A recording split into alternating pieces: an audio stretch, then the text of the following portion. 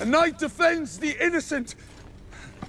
That's all I did. And there's no true knight among you!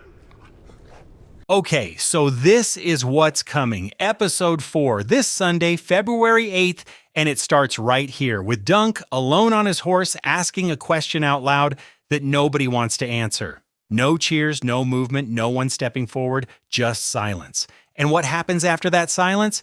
That's the moment that changes everything. So yeah, let's talk about the scene episode 4 has been quietly building toward.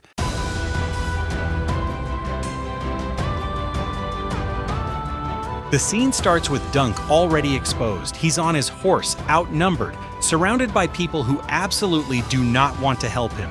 And the detail that's easy to miss is how still he is. He doesn't pace, doesn't gesture much, doesn't try to sell himself. He's not performing courage. He's already spent it. It's the posture of someone who knows there's no clever way out of this, so he doesn't bother pretending there is. And the wild thing is, no one interrupts him. Who will stand and fight with me?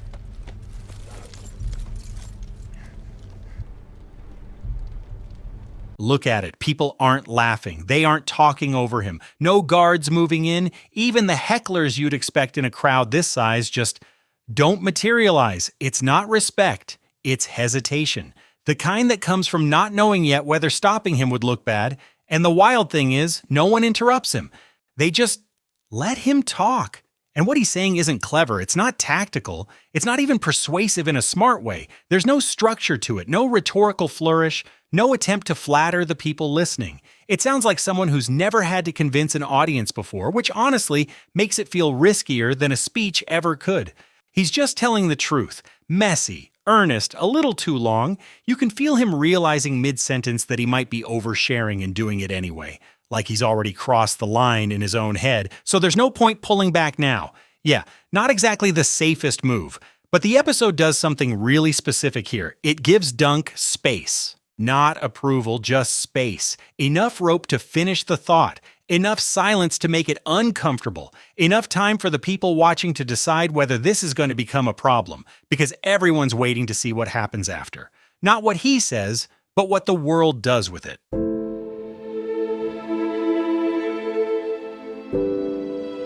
When Dunk finishes, there's no answer. Not boos, not cheers, nothing. And that silence isn't neutral. It's not polite. It's not confusion. It's assessment. The kind that happens when people realize they're being watched too. You can tell because no Lord stands. No one clears their throat. Nobody even pretends to consider it. No delayed reaction. No awkward half-step forward. Not even a token gesture to make it look like they tried. They're not thinking, they're calculating who else is moving, who else is risking it, who else might make this moment dangerous, and more importantly, who will be blamed if this goes wrong. This is the first time the episode really twists the knife, because Dunk didn't fail, he didn't embarrass himself. He didn't break a rule or say the wrong thing. There's nothing anyone can point to and dismiss. He just didn't matter enough. Not yet, not on his own, and that realization hangs there longer than any insult could, because insults would at least acknowledge him. Silence is what you give someone you don't want to take responsibility for. And then, someone does stand, big guy, heavy, looks promising for about half a second. There's even a flicker, just a flicker, where you think, oh, maybe this is it, where the scene almost feels like it's about to reward Dunk for lasting this long. And immediately, the crowd reacts. Oh, that guy! You can feel the recognition ripple through them faster than the camera can cut. This isn't admiration, it's familiarity. Then,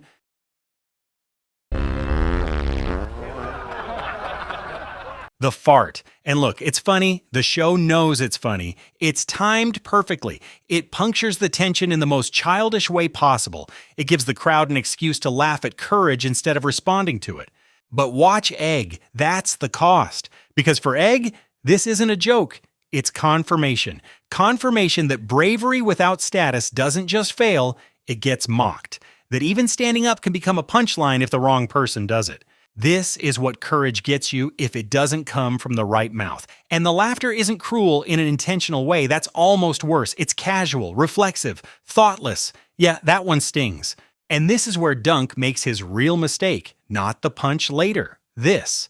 He doesn't retreat. He doubles down, and the way he does it matters. He doesn't lower his voice, doesn't switch tactics, doesn't try to salvage dignity. There's no recalibration here, no learning curve. He shouts, Has courage deserted the noble houses of Westeros? I will not believe it is so! and it's not dramatic in a heroic way. It's desperate. There's strain in it. You can hear how close it is to breaking. It sounds like someone who already knows the answer but asks anyway. You can hear it in how his voice cracks at the end. He's not challenging them. He's asking for someone, anyone, to prove him wrong. And nobody answers, which tells you everything you need to know about how alone he is in that moment. Not physically, emotionally. He's surrounded by people and still completely unsupported, and now he's visible in a way he can't undo.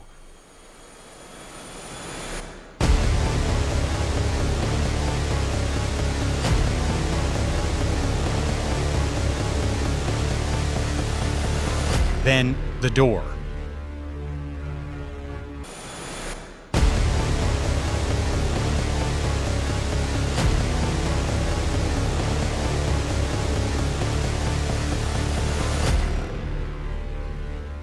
And the episode does something really smart here. It doesn't rush. The horses come in slow, measured, controlled, no shouting, no spectacle yet, just movement. And you can feel the crowd recalibrate without anyone saying a word. People turn. They straighten. The laughter dies mid-breath. Baelor stops in front of Dunk, doesn't look around, doesn't perform. He removes his helmet. And this is the exact second the scene flips. Because now the room doesn't get to pretend anymore. This isn't a nobody asking for help. This is someone who cannot be ignored. Baelor doesn't give a speech. He doesn't explain himself. He just says it. I will take the Duncan side.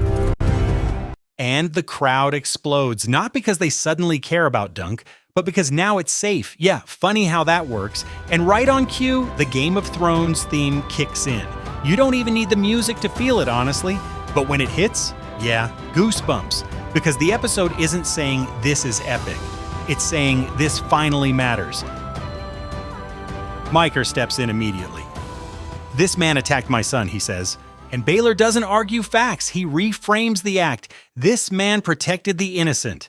That's the line. Because notice, he doesn't say Dunk was right. He says, let the gods decide.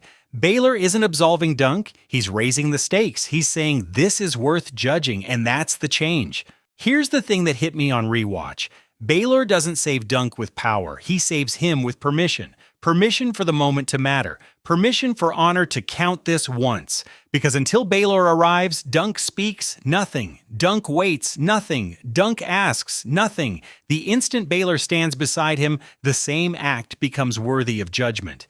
That's terrifying because it means courage alone was never the issue. And Egg finally smiles. Not because everything's okay, but because now he understands the rule. Not in theory, in practice. He's just watched it play out in real time. Honor isn't invisible, it's just selective. It only registers once the right name stands next to it. And that's a brutal thing for a kid like Egg to learn, especially one pretending he isn't who he is. Because this is the moment where being small stops feeling temporary. He's learning that the world doesn't ignore virtue by accident. It does it on purpose until someone important forces it to look. Why Baelor hits so hard. This is why this moment sticks. Not because of what Baelor does, but because of how little he has to do. He isn't flashy, he isn't cruel, he isn't chaotic, he's calm, measured, adult. Which, yeah, feels rare in this family. And it's not just the contrast with Arion, it's the contrast with the crowd. Baelor doesn't raise his voice, doesn't posture, doesn't escalate. He just decides, and everyone else has to adjust around that decision. And that's why people latched on to him instantly. Because he doesn't fix the world. He doesn't promise change. He just shows what it could look like. For one moment. And that might be worse, because moments like that don't last. They linger just long enough to make everything else feel unacceptable.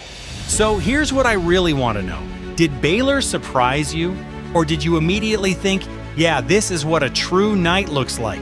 Drop it in the comments. Episode 4 is almost here. And the second it drops, yeah, we'll talk. Thanks for watching.